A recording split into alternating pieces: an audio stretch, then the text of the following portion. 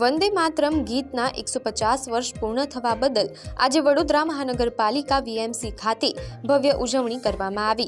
આ ખાસ અવસરે મહાનગરપાલિકાની કચેરી વંદે માતરમના ગાનથી ગુંજી ઉઠી હતી। આ સમારોહમાં મેયર પિંકીબેન સોની સહિત પાલિકાના તમામ સત્તાધીશો, ઉચ્ચ અધિકારીઓ અને કર્મચારીઓ મોટી સંખ્યામાં ઉપસ્થિત રહ્યા હતા। મેયર પિંકીબેન સોનીએ આ પ્રસંગે વંદે માતરમ ગીતનું મહત્વ સમજાવ્યું। પાલિકા કચેરીમાં આખો માહોલ દેશભક્તિના રંગે રંગાયેલો જોવા મળ્યો હતો।